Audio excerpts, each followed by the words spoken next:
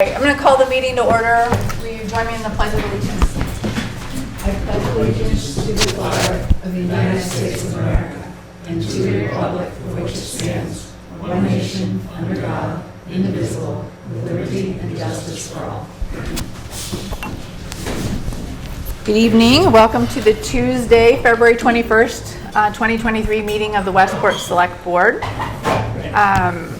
To start with, I don't know of any specific acknowledgements, but I did want to take a moment to let everybody know about the diaper drive. Senator Mike Rodrigues is joined by Representative Paul Schmid and others for Regional Legislators Diaper Drive, supporting the third annual Show the Love for Diaper Need. So from now until the 28th of February, you can drop off diapers downstairs in the town hall. During regular business hours. All sizes accepted. There's a greater need for size 5 and 6. So that's the diaper drive. Are there any other acknowledgements or recognitions before we move?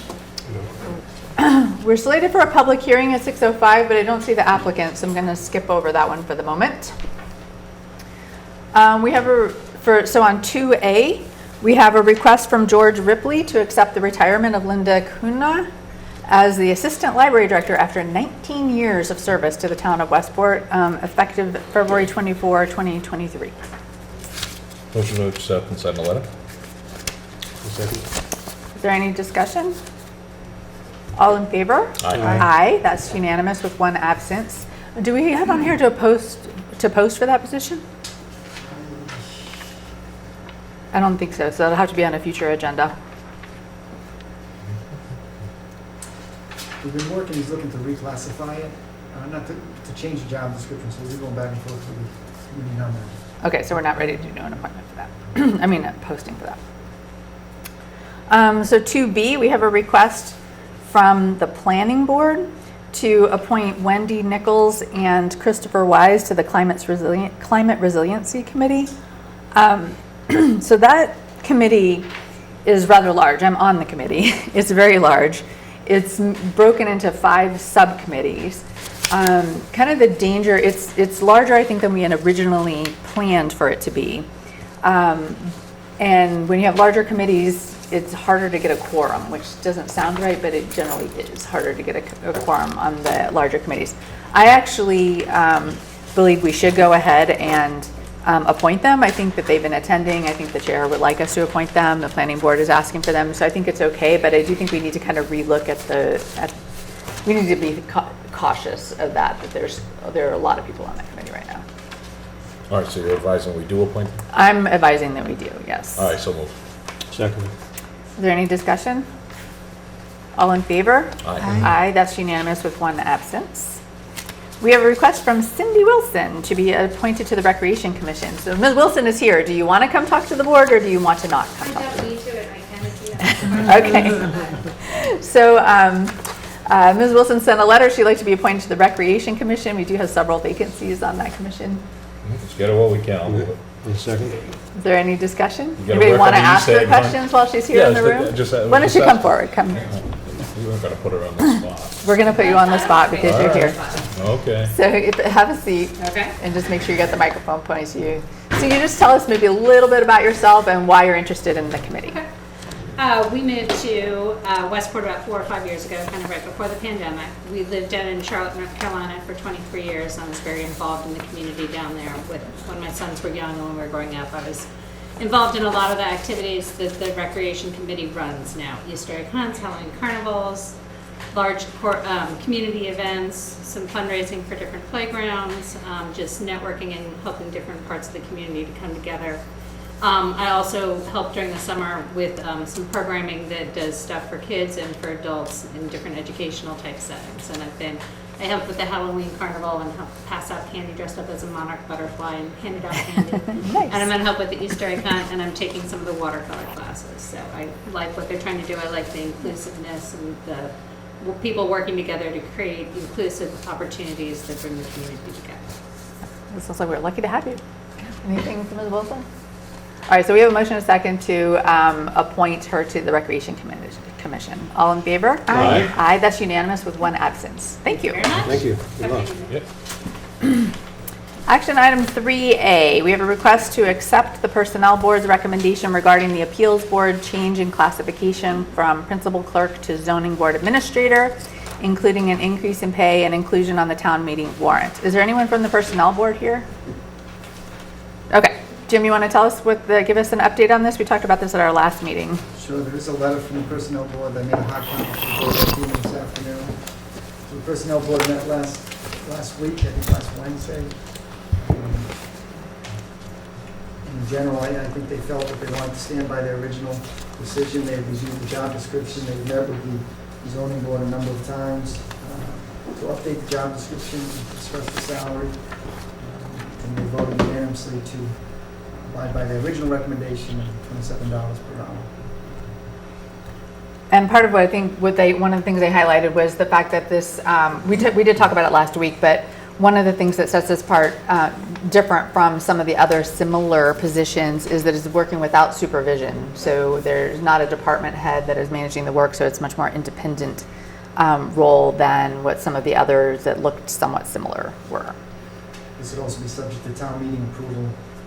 They'll do the interim if it gets approved, but town meeting will have to vote on it to make it permanent. Okay.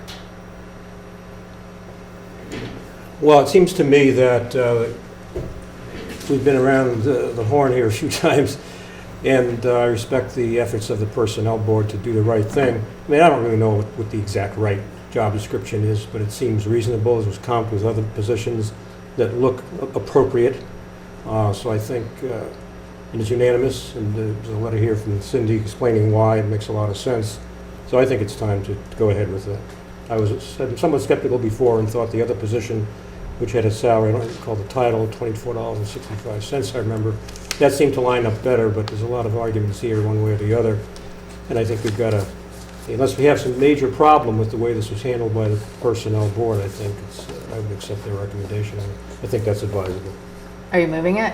I will move that. So you're moving approval of what are we moving? Recommendation of the Personnel Board. as 27. respects- To support the recommendation of the Personnel Put it Board, on the town meeting warrant. to put on the Yeah. town meeting warrant, Put it on the 27. town meeting. That's right. Wait, Yeah. tell me what we need to move. We need to move that we are approving the temporary Yes. until town meeting, and then we will also put it on the warrant. Those are the two things we need to do, right? Is that consistent Yeah, with what the you're the trying motion is to include all of Okay. that. Okay, just want to make sure. Do we have a second? Second. Is there any further discussion? The only thing is there was an effective date, and I don't have that date. I think it was January 24? January 25th. So as of January 25th. Is that okay with you? Yes, it is. Is that okay with you? Okay. Any discussion? No. Okay. All in favor? Aye. Aye. Aye. Any opposed? That's unanimous with one absence. We have a request to accept the Personnel Board's recommendation regarding Council on Aging positions, Supportive Day Aide 1 and 2, Supportive Day Assistant Director, Meal Site Manager, and Transportation Clerk, including increase in pay and inclusion on the town meeting warrant. So did you want to talk about this, Beverly, or Jim, do you want to give us an update on what that's about? Quick summary.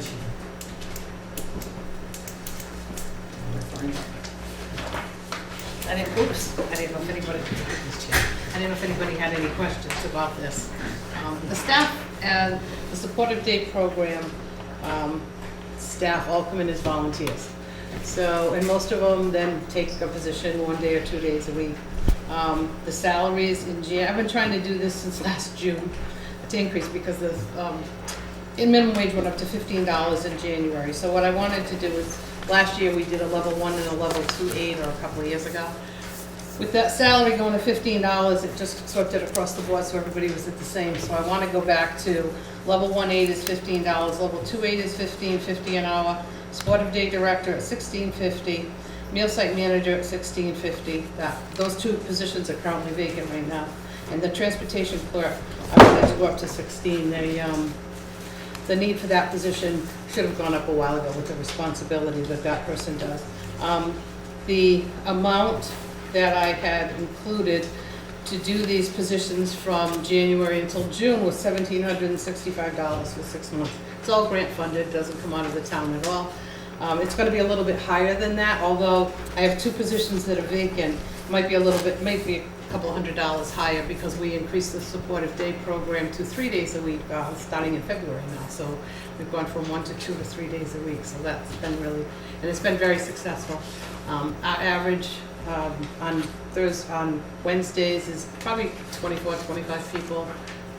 The other days, it's, a little bit less, 18.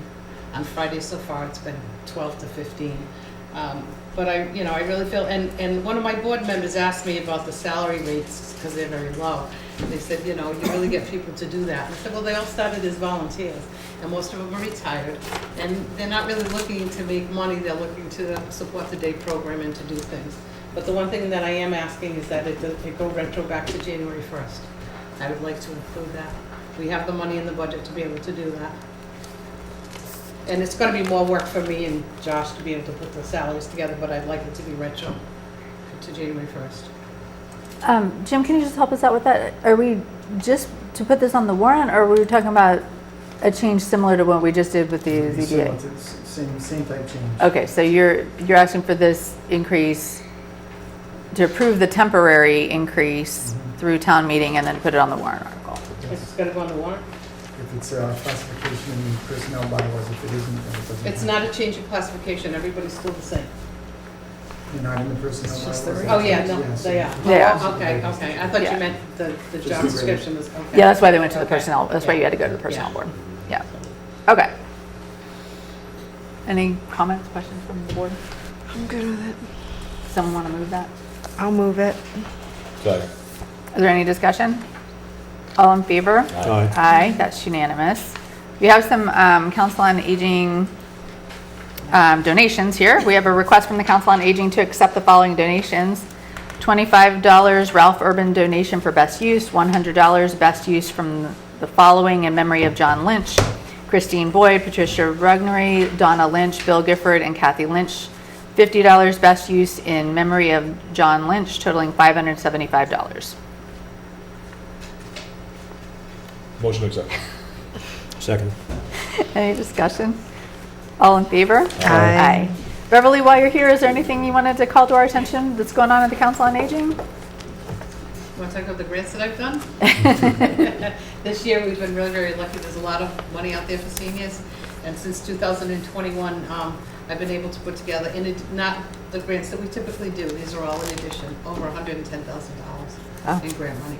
So we've gotten 2 from Bristol Elders for technology, so we now have a technology cafe downstairs. We are starting to expand a little bit. We're still limited to room, but we're trying to expand some of the things that we're doing. Technology is huge. A lot of people are coming in and doing one-to-one. I think we've had probably about 400 people go through the technology training classes that we've been doing since '21. So it's very, very helpful. A lot of seniors are coming in to learn about their smartphones, to learn about their iPads and their tablets. We have a loan program. And we work with the library because they have the hotspots and we have the equipment. So we work together so people can take the equipment home and try it, see if it works and if they like it. So it's been a really successful program. And the 2 ladies that are volunteering to go through the program are really just fantastic. We just looked up getting them, so. And we also have a survey that we just sent out as of last Friday. It is going to seniors age 55 and older to find out what they would do in a sort of a marketing campaign. What do you know about the COA? Do you ever use it? What kind of things do you use? Do you see yourself using it in the future? What kind of things do you think we should put into it? Because we want to see where the town wants us to grow with the COA, like what do we want to do? So we put that out there. There were 5,500, I think, that went out. That's, it's a large population. 55 and older is 44% of the town's population, so it's a lot. So we'll see how many we get back. But we did put on the front of the envelope that if you send it back by March 3rd, you get we're going to do a drawing for a $100 Lee's gift certificate, and that really brought a lot in last time we did the survey. So we're hoping to get some information. If people want to just stop by, they can stop by and fill it out. We have a box outside the door, so they don't have to mail it if they don't want to, and they can just bring it by. But it's 2 pages, and it asks you, just we want to hear from the town. so we can sort of do strategic plan and plan for the future and what we want to do. Thank you. Thanks for all the work that you guys are doing over there. You're welcome. All right, thank you. Anything else for Early while she's here? All right, thank you. Thank you. Thank you, Beth. See you around. Thank you. We have 3D. We have a request to use $30,000 of the Bristol County American Recovery Plan Act funds as a local match for the Buzzards Bay Estuaries Project grant. Jim, do you want to tell us about this one? Yeah, this is, Buzzards Bay is working with the planning board on a grant for $300,000 to design a small treatment, self-sufficient treatment facility for sewage for about 50 plus houses down in the area of the let-off of Horse Neck Road. As part of that grant, there would be a match of $30,000, and they're requesting that ARPA funds be committed to that $30,000 match if they get the grant. And then the group that reviews the ARPA requests is recommending this. I'll move it. Second. Is there any discussion? All in favor? Aye. Aye. That's unanimous with one absence. We have E, request from Seth Lewis to construct a barn at 154 Adamsville Road in accordance with the agricultural preservation restriction. Jim, do you want to tell us about this one? It's actually two bonds. It's a hay bond and an equipment bond. There's currently an agricultural preservation restriction on the property, and as part of that restriction, the town has to sign off on improvements that are being made. The two bonds are agricultural related. This has been reviewed and approved by the Conservation Commission. It needs to be a use that's consistent with the restriction itself, so I would recommend approval. Okay. It's just for storage stuff, it's not living quarters, correct? It says two bonds, one is for equipment and the other one is for hay bond, yes, so it would not be for living. I'll move it. Second. Is there any discussion? All in favor? Aye. Aye, that's unanimous. I'm going to skip from the agenda I'm going to fast forward to the Landing Commission discussion, which is 4A. I think the rest of the action items, I don't think there's anybody here yet. So let's go ahead and do 4A. So Jeff, if you want to come forward.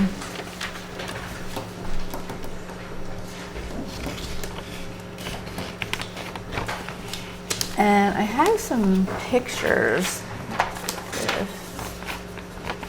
that would be helpful to show. Lots of copies of this, but I have. Thank you. We have them in Well, the- we have them in our packet. Yeah, We have it in our packet. Is there one you want me to project? I have one that's the landing Probably the. and then one that's Sean. Not Sean's. Okay. I'll present that one.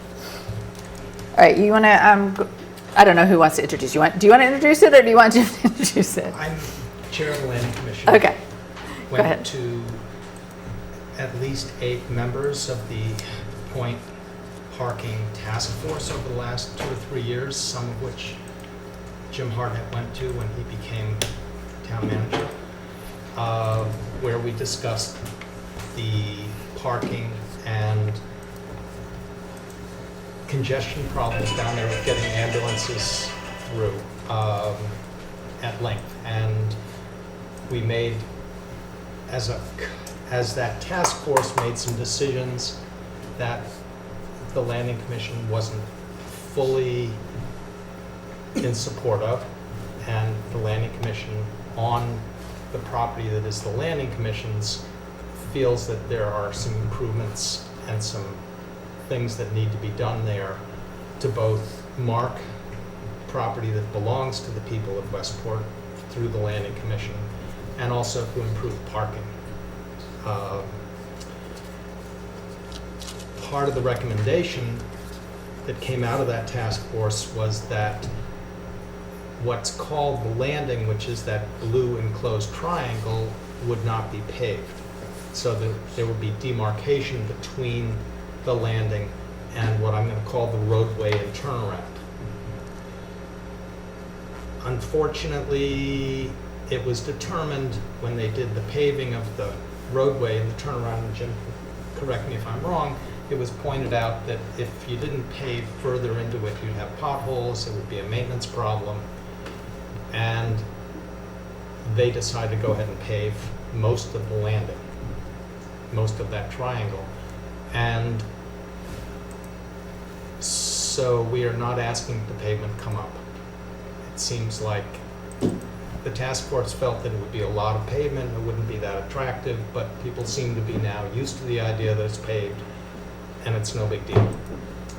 We do continue to feel that the parking spaces within the landing, and you'll notice I keep saying within the landing because that's the only responsibility the landing commission has, that you have responsibility outside the landing, ought to be somehow marked. In addition, the abutter to the north would like the driveway that accesses her rear parking lot and her building narrowed.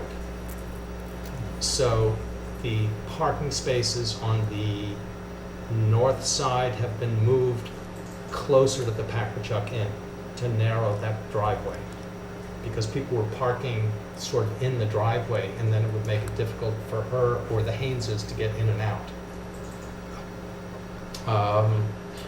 To do what we've suggested there, before the final paving is done, we feel that the paving would need to be extended to cover those parking spaces that you see there. We did measure and mark on that drawing the red dotted line, which is where the paving extends to now. So the paving that the highway department just did is this red dotted line Yes. Yeah. and then this over here? Or this was already paved over here? Yeah, but it's been repaved. Okay, so, They so d- the part to the right, which I know is you're saying is not the land, it's weird because the harbor, the other, it seems like it would be the other side, but I know. okay. Yeah. So that part on the right where the black arrows are, that's already been paved. Yes. And then this part to the left has been paved up to these red Yes. dotted line. Yeah. So what you're asking is that we instead pave further, like here. Not all the way to the blue line, no. Okay, so. The Packwachuck, and I think it would be wise to leave that driveway dirt, because I think it'll look better and it'll mark it less of a public way. So I'd see no, and to some extent, less paving is better. So what are you, so are you just proposing that we like square these off so where this one ends over here and then this one ends over here? Is that, Yeah, kind of Just- to okay. indicate those pink parking spaces.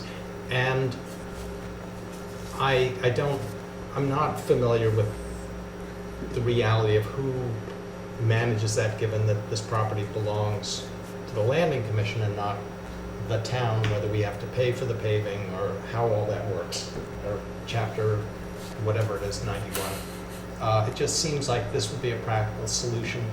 There is a difference of opinion about the value of somehow marking the parking places. It is the Landing Commission's opinion, before it was going to get paved, that we were going to buy wheel stops, because it has been our experience at the head that when you have wheel stops, humans park their cars in front of wheel stops. When you don't have wheel stops, it's our experience that people park cars 2 to 7 feet away from each other for whatever reason. And so within just the landing, we would like to mark those parking spots with, at a minimum, with headstones or wheel stops. What you would need to decide, if you look at what used to be the bridge abutment, that property has been in contention about who owns that. The town has a legal agreement with the back eddy for the bridge abutment, the old bridge abutment on the other side of the river. There is no legal agreement that I'm aware of that anybody has about the bridge abutment on this side of the river. this area right here? The Oyster Company, yes, Yeah. has been effectively using that area for parking. The green area is kind of a nice place to sit and have a picnic, except that there's a bunch of pickup trucks, but it's actually a good thing because they park each other in, and that maximizes parking. So it would be our suggestion that that continue. But mostly, I wanted to start this conversation today. I'm not sure that there's particular action you need to take. I'm not sure what the schedule is for when the final paving needs to be done. And I would think that we need to go before engineering the planning board, because there may be runoff into the river issues that need to be addressed. That's what I know so far. I just wanted the communication to start before we suddenly do final paving. The black arrows, by the way, are mine, indicating just easier to see where people are expected to turn. There was some concern about a bigger radius and compromising parking for the water truck. The Landing Commission is less sympathetic about the water truck. We feel like maybe they could hire a smaller water truck or show up at times when cars won't park there. But we're not fully aware of that reality, of just all of that. And the Marine Services Director has not seen this drawing recently, but I expect to send that on to him. So I'm not really expecting you to vote on anything now. I just want to start the communication, and also for the public to be aware that there will be public input about Hicksbridge Landing coming soon. We expect to have a preliminary plan this week, which I will pass on to you. We had in our packet a similar drawing. So this one I think came from, it says Shauna, so I'm assuming it's the Sean Leach. So this Yes. is a slightly different view of what you had. So Yeah. he's showing this kind of gravelled ray that you were also kind of recommending leaving it here. But he's got, on this plan, like grasses where you're talking about putting the stops, right? Those are ornamental grasses that were put there by the Packwichuk many years ago. Oh, so they're already there. And she is happy to let those go. Okay. And again, you can see that's a much wider driveway, and what happens is that people, in their eagerness to go have oysters or whatever, park in that driveway, because when it was all dirt, it wasn't exactly clear, and it sort of looks like you could get by. But then people from Mr. Haynes' parking lot and the Packwichuk parking lot then have difficulty getting by. So that's why we feel that a 14-foot laneway would be adequate. Okay. So Jim, do you have any recommendations on the next step here? I would just suggest that we set up a meeting with, I can set it up with Jeff, Chris Gonzalez with the Highway Department, and maybe Chris Leonard down at the Point, and see if we can come to an agreement as to what should be done and what impact that would have as well. Okay. And if we have to, we can also bring in some of the property owners. Yeah. I mean, we did a lot of good work on this, and I just don't want that to go to naught.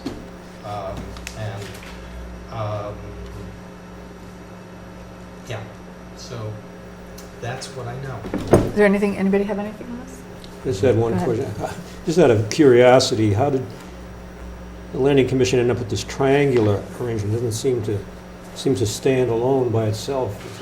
Is it a vestige I am of, not exactly sure about the history of it, but it was confirmed by an exhaustive deed search.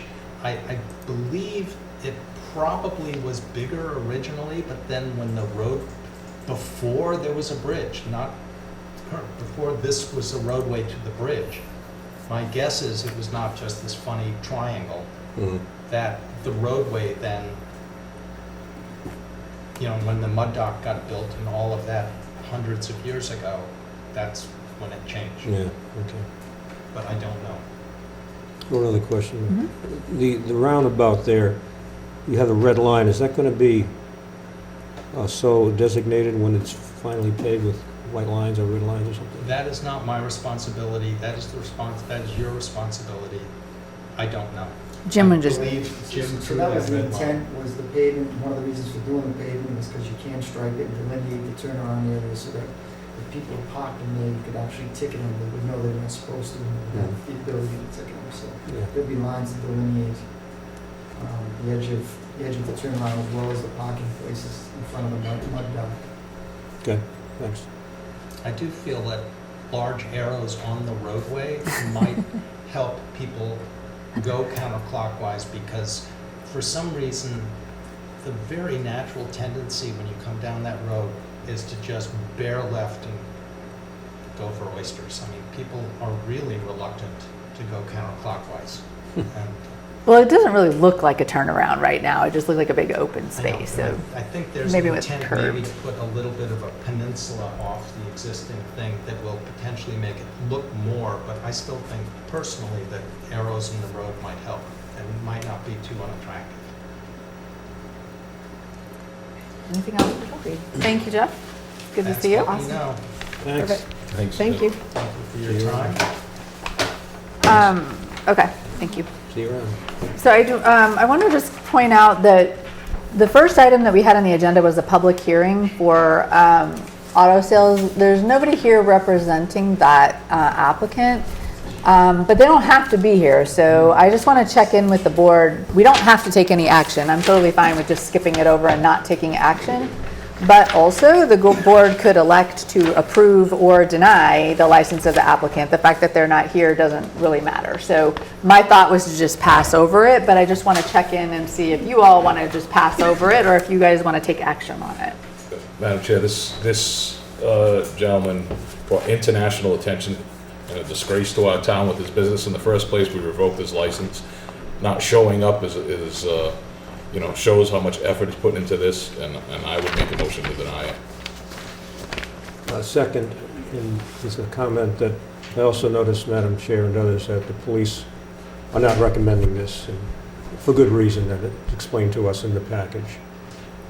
Yes, exactly. So we have a motion and a second to deny the request from Francis Carrero of Affordable Auto Rentals and Sales for a Class 2 used car dealer license at 1052 State Road.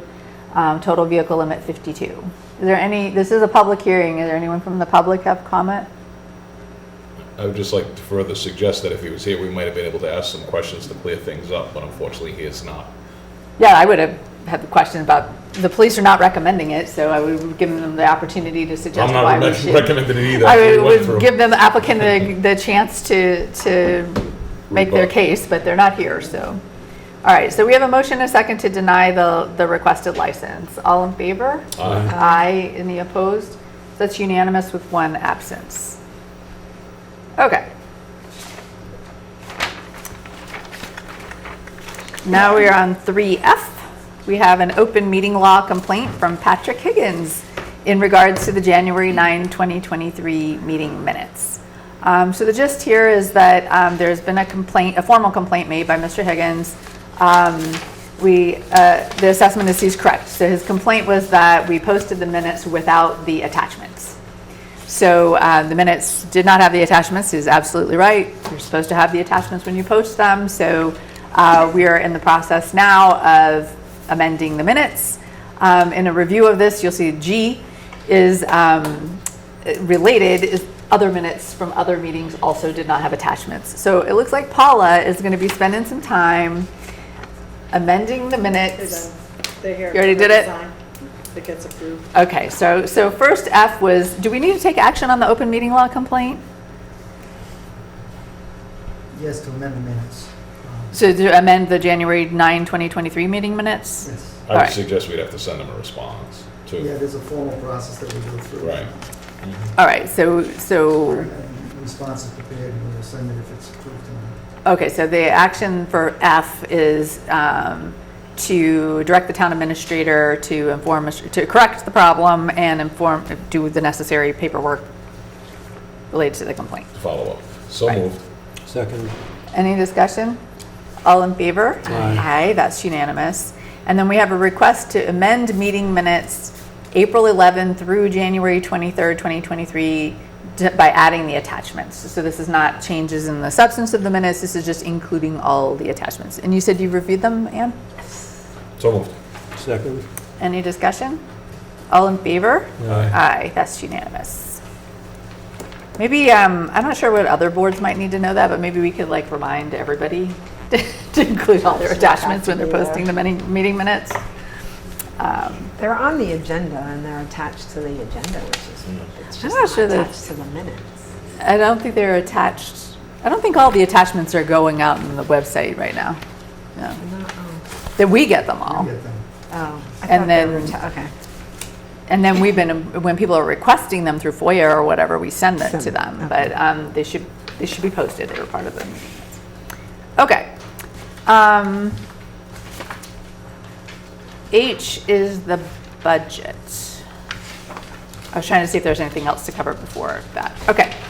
So H is review and approve the fiscal year 2024 budget and forward to the Finance Committee. So we do owe the Finance Committee our final base budget tonight. And we have a report here from the town administrator about this. So do you want to give us an update where we are? Sure, so the budget is a couple of very minor changes, we're talking a few dollars here and a few dollars there, just to make adjustments to the salaries, and less than $100 on most of those. So the budget is essentially the same that has been before the board the last 2 meetings.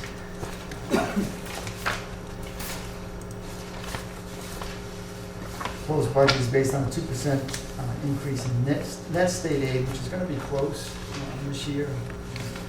Revenue for the state is up about 1.6%. We did have some excess or some additional state revenue that came in last year that I think will make up for that additional 0.4%, so I believe 2% should be a good number to use for budgeting purposes. These numbers are coming in late because of the election. We normally in this time, but they won't be in probably until, I think they're saying the end of March now. And that's the governing budget, then it has to go to the House and the Senate, so we won't see the final numbers until sometime in June. And unfortunately, that affects a big part of the revenue for the budget, state aid. It also impacts the assessments for the regional schools, Diamond and Crystal Aggie. Diamond is a big number, so that could have an impact as we move forward with the budget. We may have to make some adjustments. I'm hoping in positive going towards town meeting, but there's really no way of telling at this point. Talked about the override at a couple of the meetings. Recommended at the last meeting, I recommend again that the board consider a $3 million override. Again, this would only provide essentially level services. This is not going to make huge improvements to the town. It's essentially to get us by for the next 3 or 4 years, possibly 5 years. And again, it's just a level services, almost a level funded type request, but it's needed. I'd ask the board to consider some different structures if you do want to go with a $3 million override.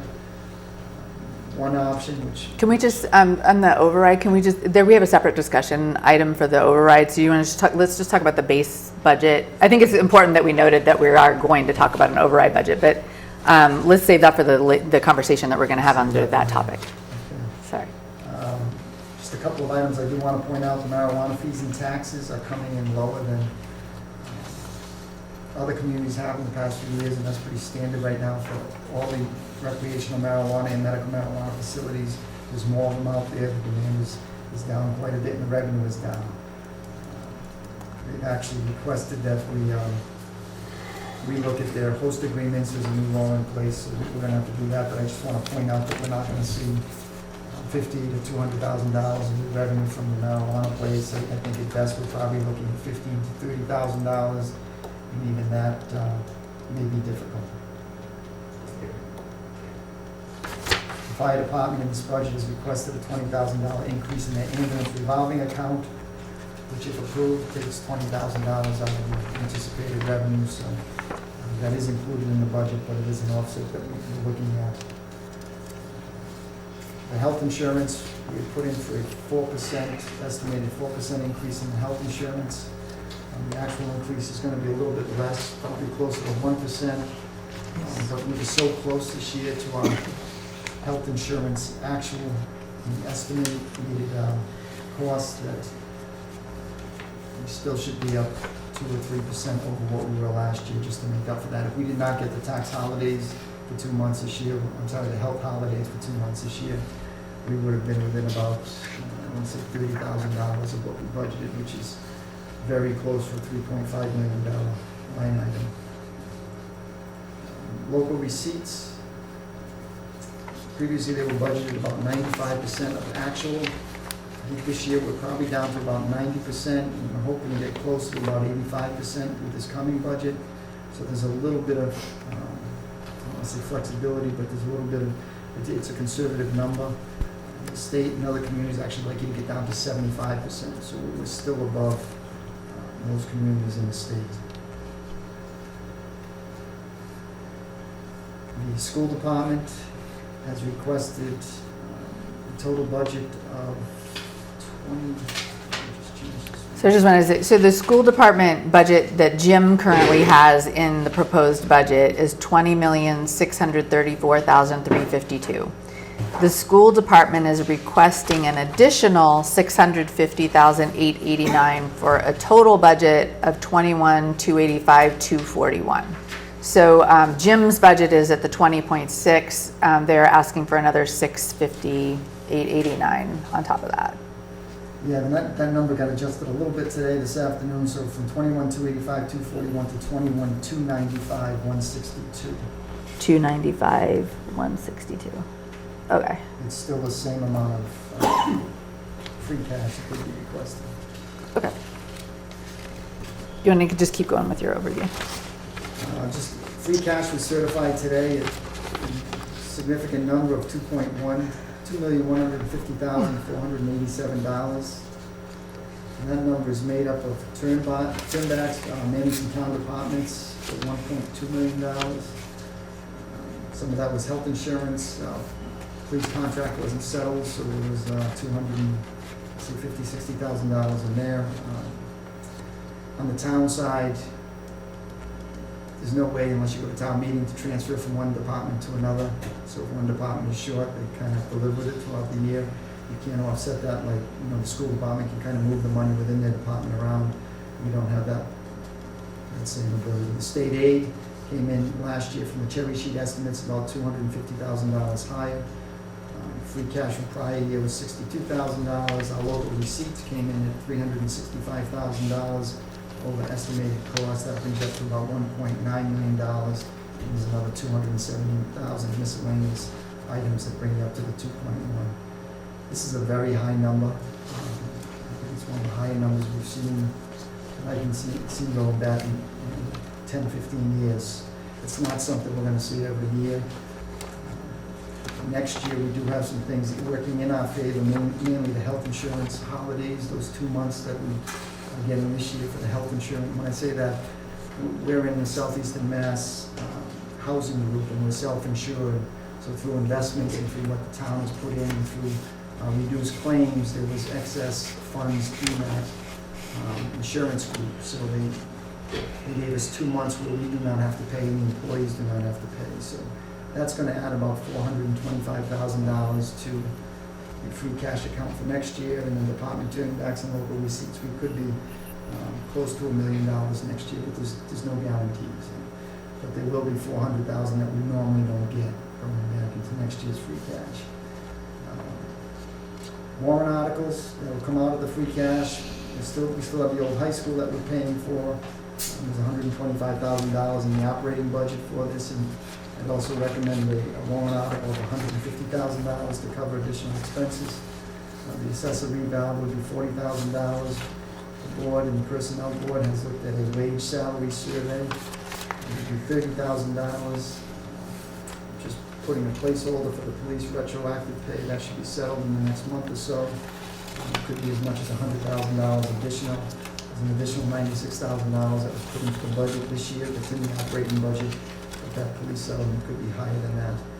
And then there's another $80,000 in there for miscellaneous warrant articles that have not been identified. But we'll know in another week or so if that $80,000 is being used in warrant articles or if it's going to be available for use.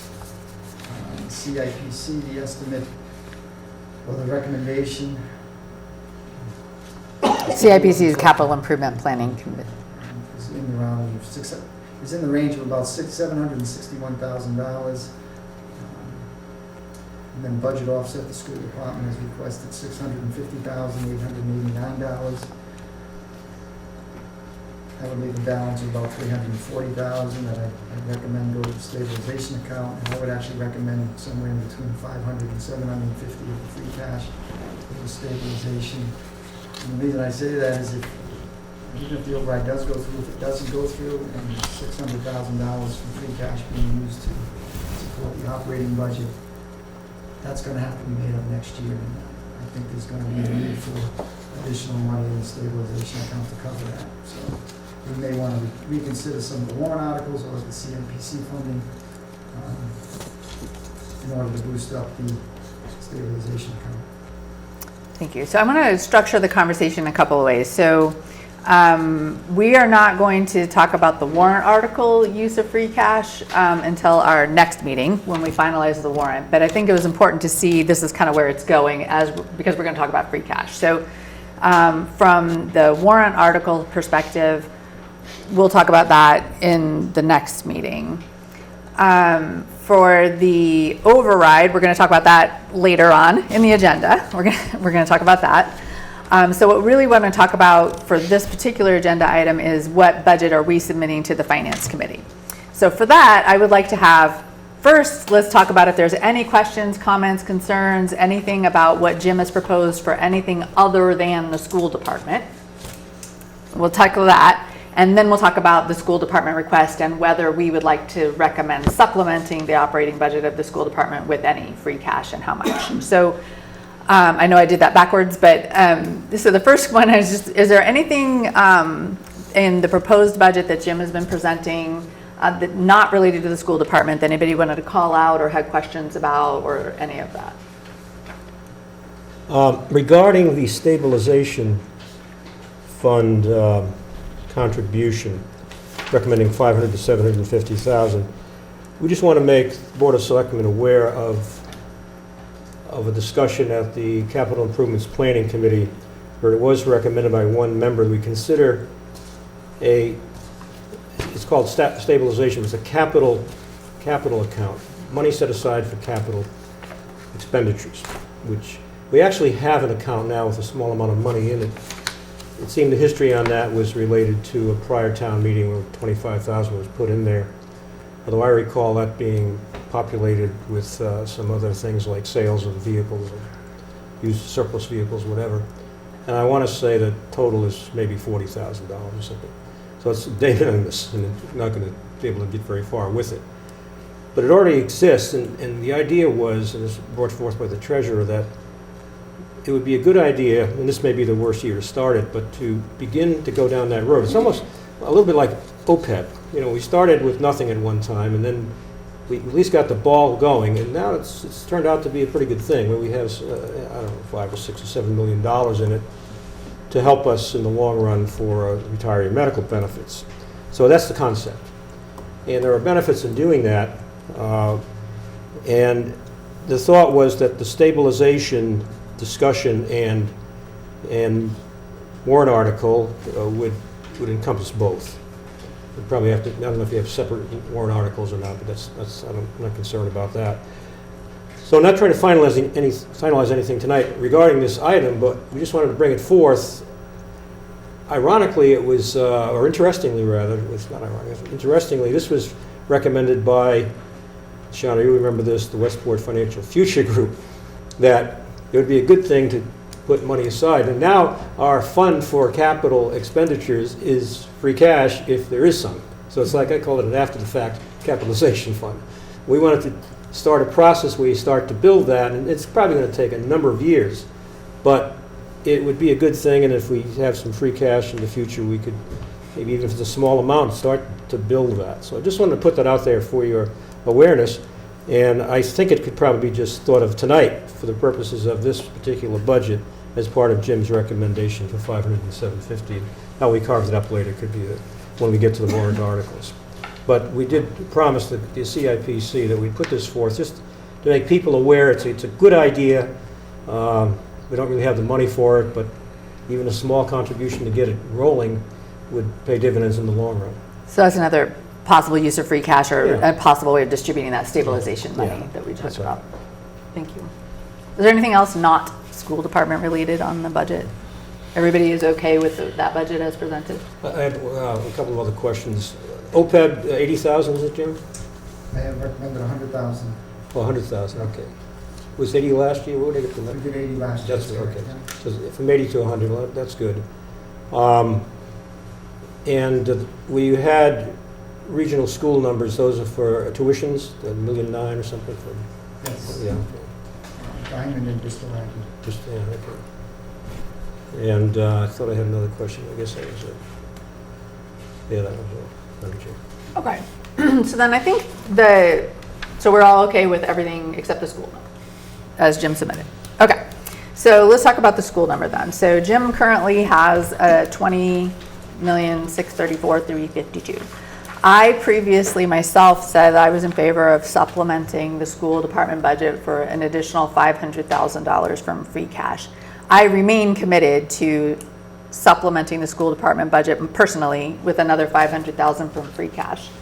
I'm worried about supplementing with free cash because it's the same problem. We supplemented in previous years and then it doesn't go away. You still have to come up with that money again.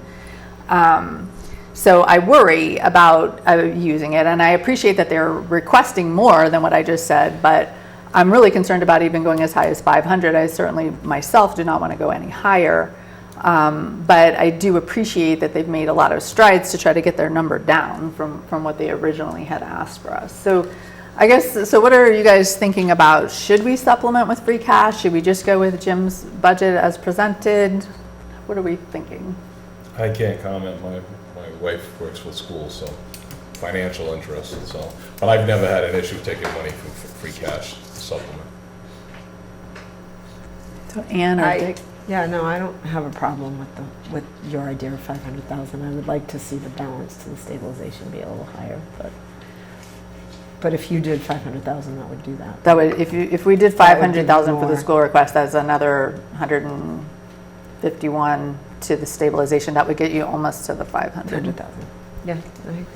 Madam Chair, yeah, I'm of a similar mind. I was thinking initially of the $300,000 or so that we put in last year to do that again. Your idea, though, under the present circumstances, I thought was worthy. I do think 650,000 is going to be hard to get to, so I would add my support to the $500,000 motion, which is a part of other conversations we've had on an ad hoc basis with the schools and the finance committee. Not that there were any agreements reached with any of that, but it seems the schools have done a lot to get the budget balanced, and we're going to have to make significant cuts. So I take note of that, and so I'm supporting that as well. So I'm going to officially move that we accept the town administrator's version of the budget with an additional $500,000 to the Westport Community School line item, with the source of revenue being free cash. So do I have a second? Second. Is there any discussion? All in favor? Aye. Aye. So we have Abstention. three ayes, one abstention, and an absence. And just a couple of other things on that. Mhm. Still, Diamond Vote will impact the budget as well. That could add an additional $120,000 to the operating budget, which would be normally split between the school and the town. And again, as the state numbers come in, maybe, I'm hoping that there's going to be slightly more revenue than expenses coming in, so they may be able to get a little closer to the number they're looking for as the budget progresses. So just a reminder on the calendar for the budget. So we were required to finalize and submit the budget to the Finance Committee today. So we'll do that tomorrow. We are going to close the warrant on February 27. Do we need a special meeting to close the warrant? We're going to vote on the warrant on March 6th, so Maybe, okay, so we're gonna, I will verify that. if somebody submits an article between the 27th and the 6th, maybe, then we have to entertain it, is it? I don't know. All right, so, Can you move forward in advance, or it has to be that? yeah, can we, well, but it's not on the agenda. Oh, It's not we on our don't. agenda today to close the warrant, so I think we can't close the warrant I saw it today. on our itinerary, but, okay. All right, let's Closing think, the warrant means we won't accept any more. any more new So that articles? just doesn't matter. I mean, anything that would go in is accepted or not accepted. The only difference would be if you had a petition, well, we know we already have them from the difference would be whether you allow a petition article to come in on like March 3rd or something. I don't think that matters. I think we're fine to wait until the 6th. Yeah, I think we meet all the statutory requirements. I think it's more policy than February 27th. Okay, so, go ahead. Good. No, I'm just saying, can we send a little thank you to our departments for turning back money? Because, there's always an urge to spend it. We appreciate them turning it back to help us with this free cash. 1.2 million. I realize it was COVID and whatnot, but Actually, a lot of that came from unfilled positions, so it's Yeah. actually thanking the departments for covering a lot of Yeah. open positions, because send a little, it's not like they were generous with the money, it was that they literally had to do extra work. right. So we appreciate the effort all around. So we'll close the warrant on March 6th, I guess, unless we determine we need to have a special meeting to do that. We will finalize the warrant on March 6th, so we'll close it if we have to, and then we'll finalize the warrant. We do have to send all of the financial information to the Finance Committee on March 6th. So when we finalize the warrant articles, all the money articles have to be finalized and sent to the Finance Committee. We'll post the warrant on April 3rd. April 11 election will have a question that will impact the town financial situation. And then the town meeting is May 2nd. I think you said posted April 3rd, but it's going to be April 18th for the posting. April 18th is posted, sorry. We're going to approve the warrant on April 3rd, and then it has to be posted before the 18th of April. Okay, so that's the budget. Now we can talk about the override. So I made Jim skip over his override comments that he had here.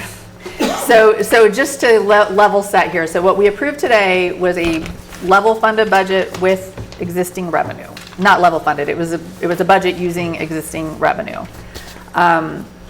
What the plan is to put, we'll finalize this on March 6th, but the plan is to put a warrant article supplementing those budgets that we just approved on the May 2nd warrant. We'll supplement the budgets subject to an override, and then there'll be a vote of the override. So the conversation we're going to have right now is, should we include an override article on the warrant? What kind of instruction should we give the town administrator in how much that override should be? And how do we want him to kind of allocate the funding, right? So that's kind of the conversation we have to have. So for the alternate budget, Jim, do you want to talk about, so you're recommending a $3 million override. I think 3 million is the minimum. I would recommend 3 million as the override amount. I think the thing that needs to be determined is how do you structure it. So there's different ways to do it. You could, if it's approved, you could structure it so the 3 million would come onto the tax levy in the first year. Which would be more of a burden on the taxpayers because they'd be paying the full amount the first year, second year, and third year. The other way to do it is to do is to divide that up so it's a $3 million override, but you only assess $1 million the first year, $2 million the second year, and $3 million the third year. The thought is that you would also distribute the amount of money available for the operating budgets. Instead of having $3 million available the first year and no additional new revenue the following 2 years, you could bring that down to $1 million the first year, or even less, $750,000 the first year. This is kind of a model they call it the Arlington model. They've been doing this with the override. They kind of go for an override every 5 to 7 years, 5 to 8 years, depending on how long they can make it last. And they'll go for, say, a $3 million override. They will do the full $3 million to the tax levy, but they'll only appropriate $1 million the first year. They'll put $2 million into stabilization. Second year, they'll appropriate an additional $1 million, put $1 million into stabilization. The third year, you appropriate the full $3 million. Nothing into stabilization. In the fourth year, you back out of stabilization $1 million. So you're actually getting $1 million increase for a 5-year period. So what I would suggest is, I'm concerned that if we go, first of all, I'm concerned that I hope we do get the override, but if we don't, it's going to be difficult. But if we do get the override, we get another one in 5 or 6 years, and that might be a tougher sell. So my thought is if we did a $3 million override, we increased the levy by $1 million a year for 3 years. But we only budgeted $750,000 the first year, an additional $750,000 the second, additional $750,000 the third. That would give us an additional 2 more years where we could withdraw from the stabilization $750,000. So that gets us out 5 years. And then if we don't get another override or we find, we could be getting increased revenue from the state, or maybe a lot of receipts go up. But if we don't get an additional override, $750,000 might be something that we could potentially absorb in the budget without severe detrimental impacts on the departments. If we're used to $1 million or $1.5 million a year, and all of a sudden at the end you're getting nothing, that's going to be a difficult problem for the departments to solve. So I would look at it more conservative. I think there's there's others out there that think we should go for the whole thing, or appropriate more than $750 a year. But my reason for doing it is just conservative, that we would have the potential to fund ourselves at the end of the 4 or 5 year period without severe cuts. It'd still be cuts, but they wouldn't be as severe if we were appropriating $1 million or $1.2 million a year. So I know when I came into the conversation with Jim, my thought was to go for a $3 million override, but then only appropriate 1.5 million. And my thought was 500,000 to stabilization, and then 540 to the school department and 460 to the town. Now, after I talked to Jim a little bit more about his, the thought about putting more into stabilization, I'm kind of revising what I think, and I think this is what you're recommending, or actually this is where my head is right now, is that we set the override amount at $3 million, but we appropriate only 1 million of that. So 250 to stabilization, and then divide the 750 to 405 to the school and 345 to the town. Now, the downside of that is we're already just approved a $500,000 free cash supplement to the school budget. So if we do what I just said, you don't even get them up to even yet. They're still going to have the 500 from free cash, but then another 405 doesn't solve their problem in FY25, or what, I don't even know what you're in, 24. So the FY24 budget might be okay, but you still have a problem in the FY25 budget, which you're going to have anyway because you supplement from free cash. But I kind of like the idea of not appropriating all the way up to the levy limit, so that it kind of hits the taxpayers in a more gradual way. But that being said, it's really not a huge impact on the taxpayers either. It's, what is it, $400 per million or something? Not even that much, I forget. The average taxpayer, I think, for the full $3 million would be about $400. So it's about $400 for the full $3 million. So for the average homeowner or taxpayer. So I don't know. What do you guys think? What should the number be? Should we appropriate all of it? What do we appropriate? We're going to put some money into stabilization for use later on, is the way this works. But it has to be voted to get it out of stabilization. Has to be voted to go into stabilization. Go in and come out. Now that could be problematic if the voters on a town meeting are not so inclined. Although the money's still there, but it wouldn't be able to be put to use to solve our problems.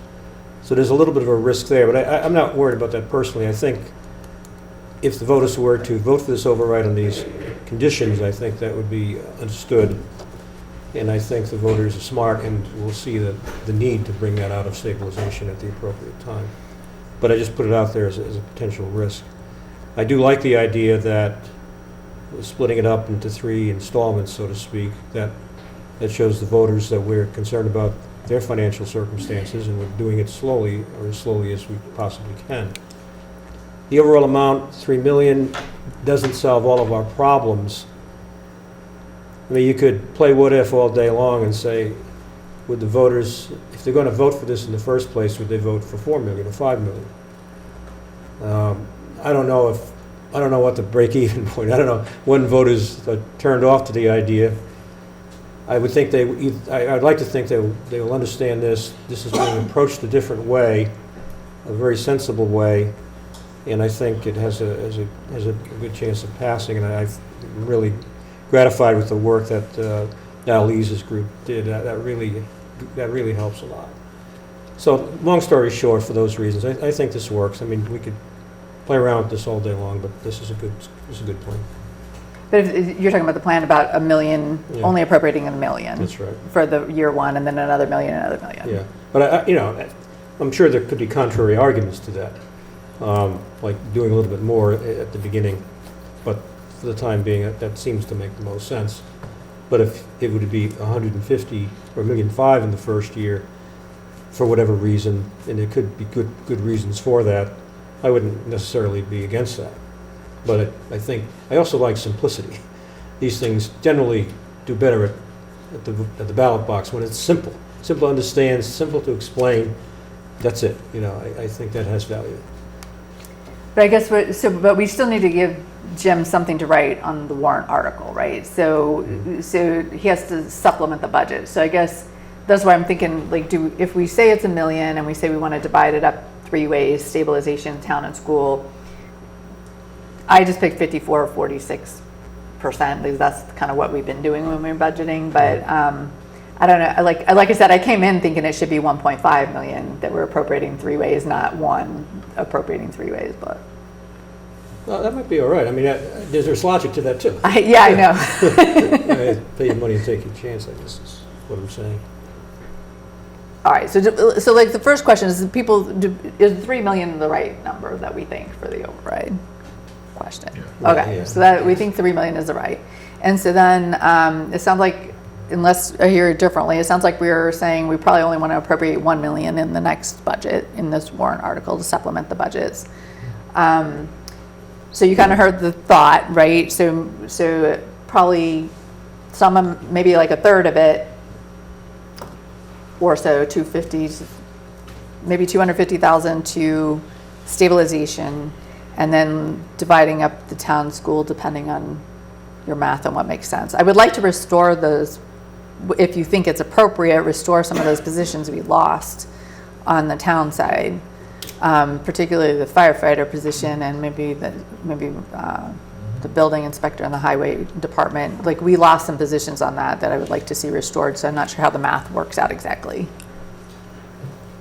All right, anything else to direct him for that? We're gonna vote on that article in the next meeting, but any other instructions you want to give to him? No, I agree. I think you should start off with the 1 million. It's probably sellable. I mean, right now, you got people putting their home oil on credit cards and paying 30% interest. So I think more than that's going to be a really tough sell. I think 1 million is realistic for us to survive at this point.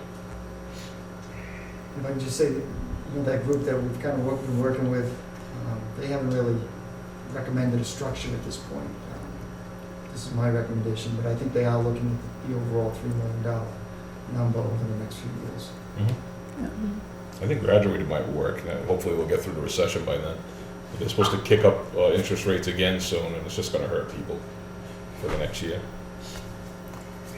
Okay, so I don't think we need to take any official action, so we've given Jim some homework there. Sure. Jim, is there anything else you need from us on that? No, I'm with that. Okay. Is there anything from the public on that one?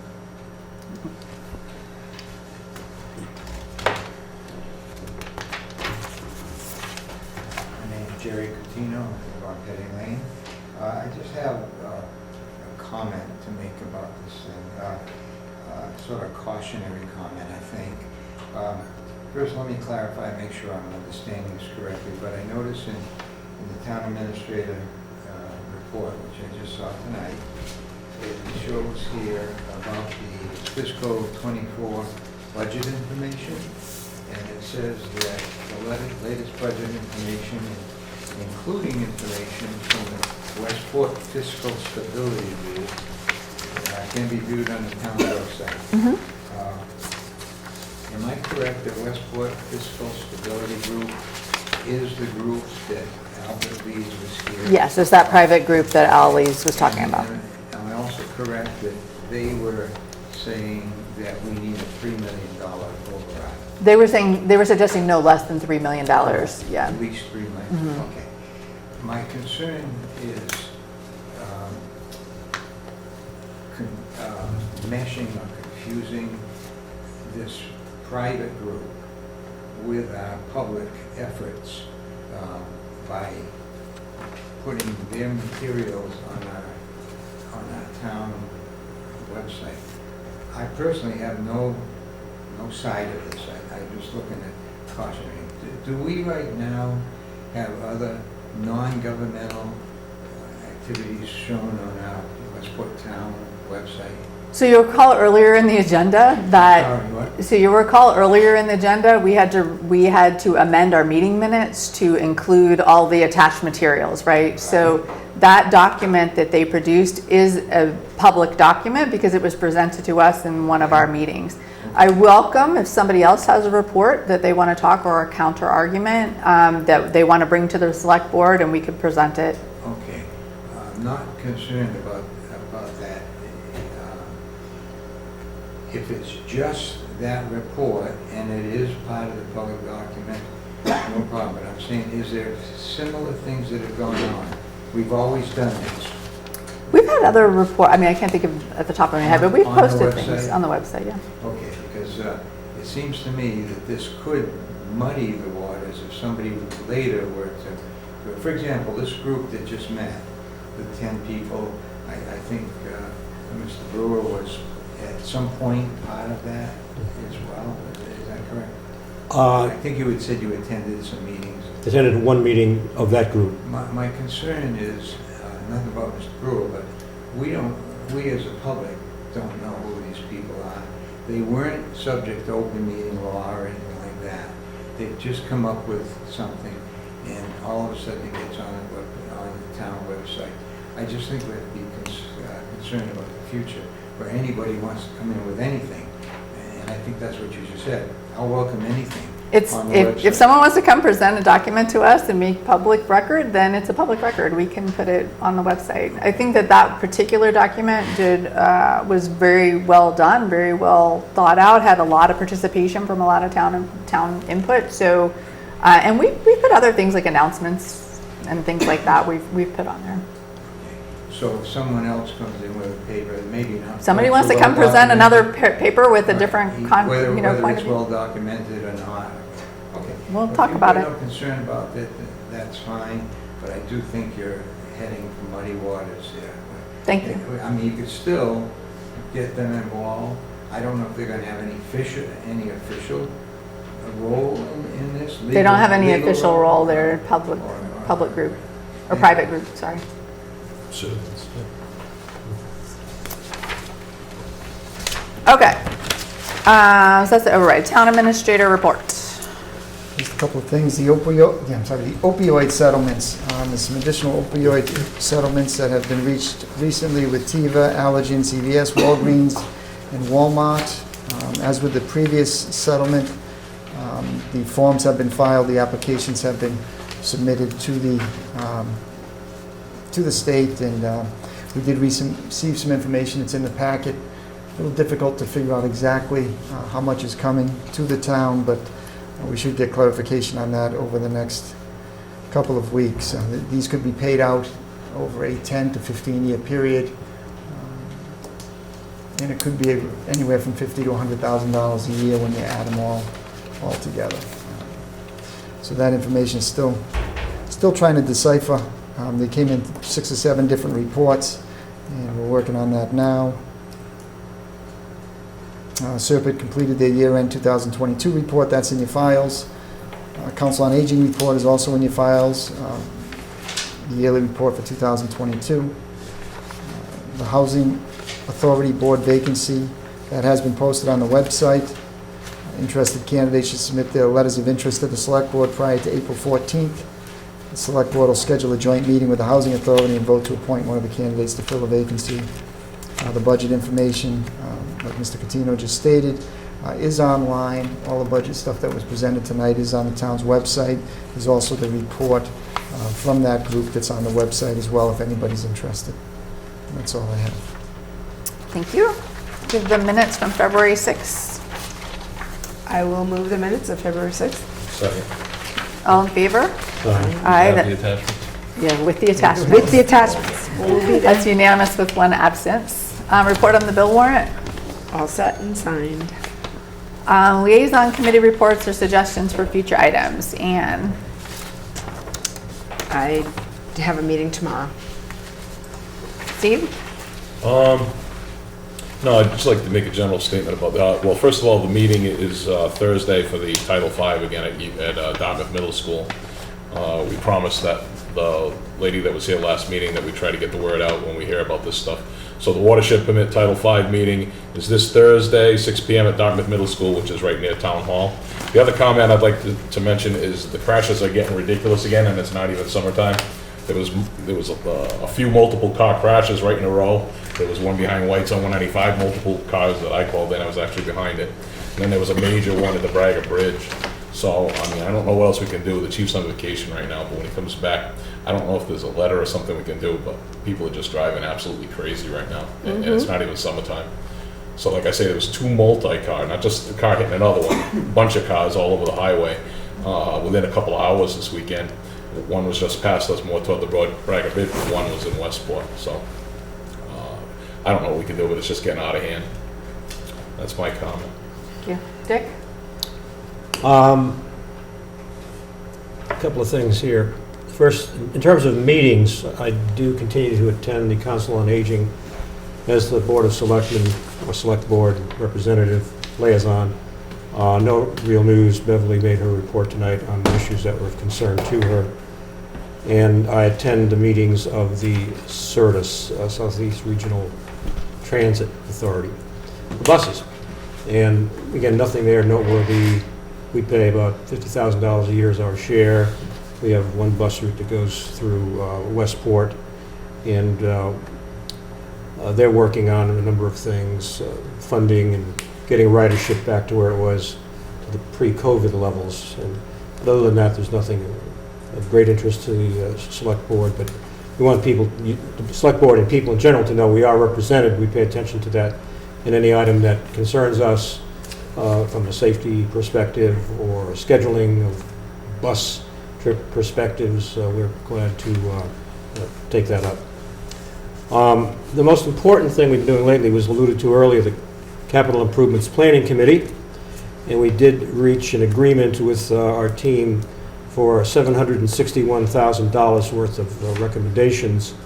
We ranked these through our normal process. Now, this year, it was helped by, the process was helped by ARPA being able to take care of some needs. For example, ARPA, American Rescue Plan Act, by the way, we had applied to the county part of the ARPA money for police vehicles, and were granted 2.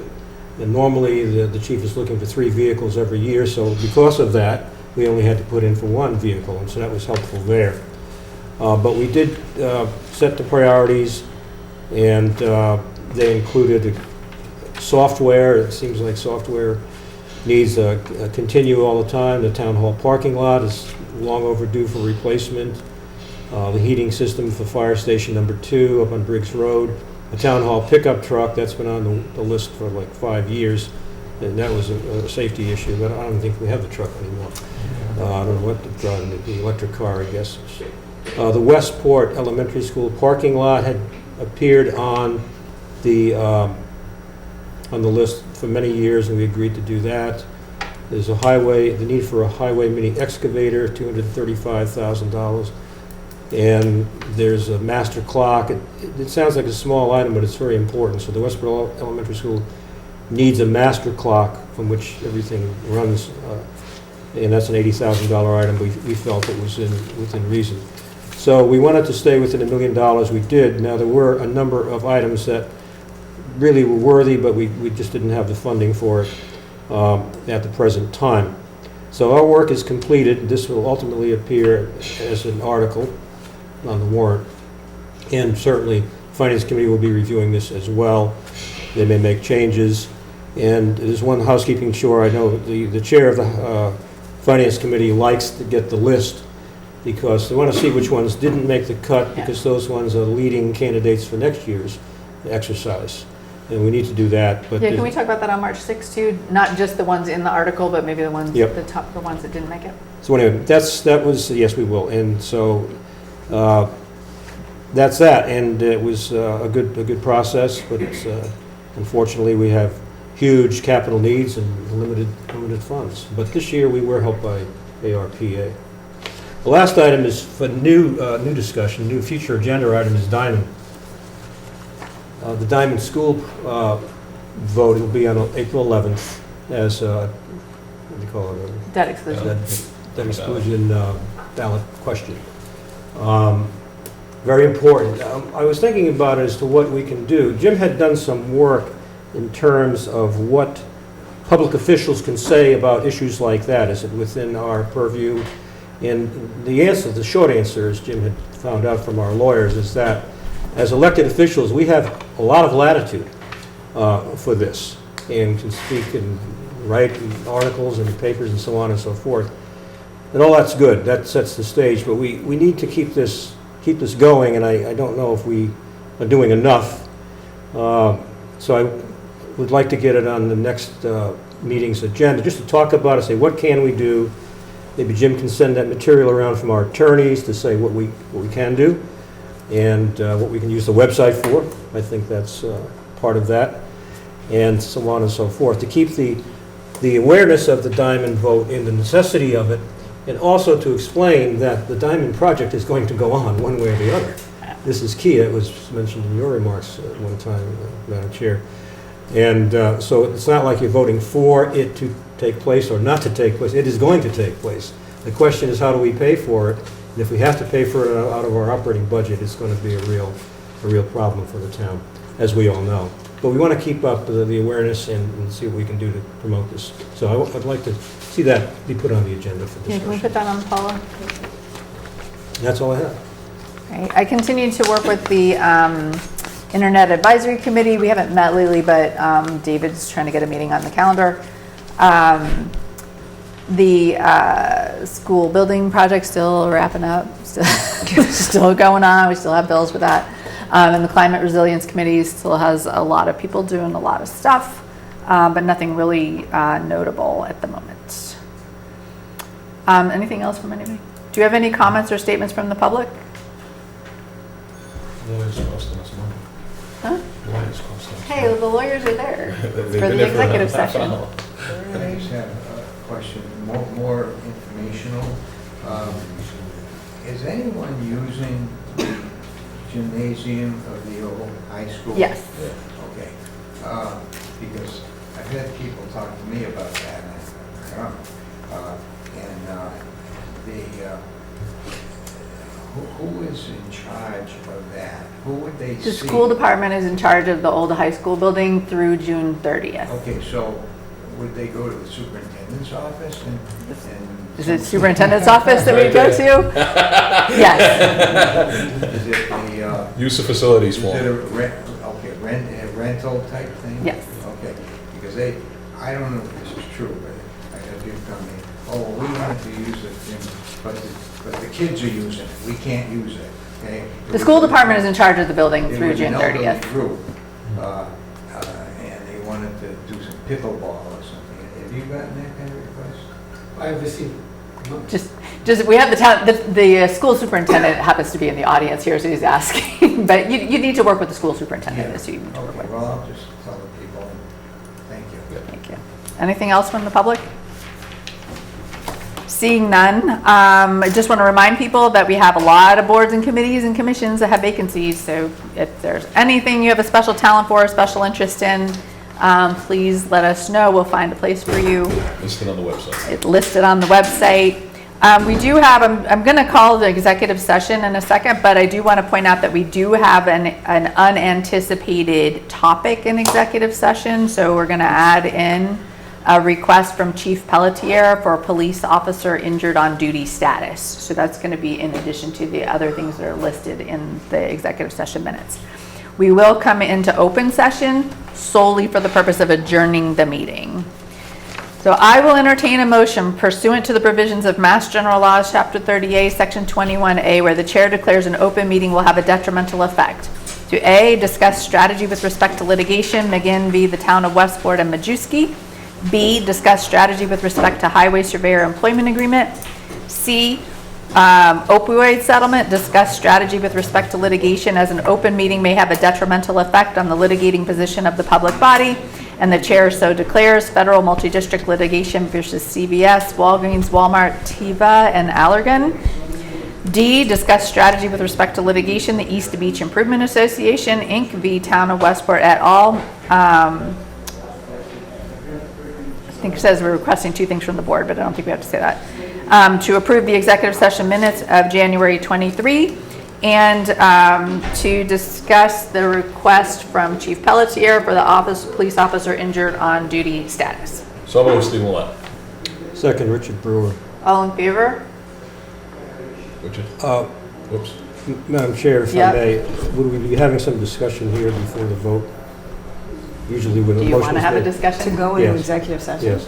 I'd like to have a discussion as to whether or not we should go into executive session. Okay, On one of these yes, items. that would be appropriate. Okay. Make sure you don't mention a name of any employee. No, I won't. Okay, go ahead. Okay, my discussion item is the opioid settlement. We just had an earlier report from the town administrator about the opioid settlement. And this is on here because of the potential for litigation or respect to litigation. I didn't think we were involved with any litigation here at all. We're on the receiving end of funds which came out of litigation. And we are not faced with any pending litigation on this at all.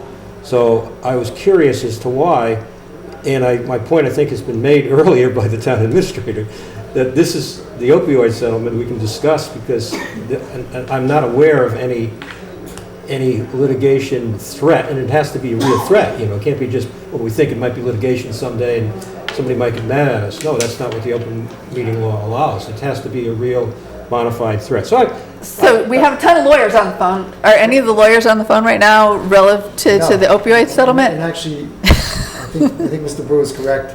We've already addressed it. The forms have been signed. It was just notification. All If you right, wanted to actually, we are already part of the class action suit, so there is litigation there, but there's a settlement. We've signed up to be part of the settlement, so that's all it is at this point. okay, so do we want to I think you change can the remove motion it. to I remove suggest we that? take it out of there. All right. There's no negotiating points at all, No. Jim? All right, so will whoever made the motion amend the motion to remove the opioid Did I settlement do it or topic? did You made it, I made and I it. seconded it, so Yeah, I amend not to include the opioid discussion. I would amend my second to include that. Okay, so we're not going to discuss the opioid settlement. Is there any other discussion on going into executive session? Just that we'll be coming out to open. Right? Okay. We'll just say that after. We'll only be coming to open for the purposes of adjourning. Okay, now, roll call vote. Mr. Brewer, aye. I still want. I, Shawna Schufelt. We have Brian Valcourt is absent.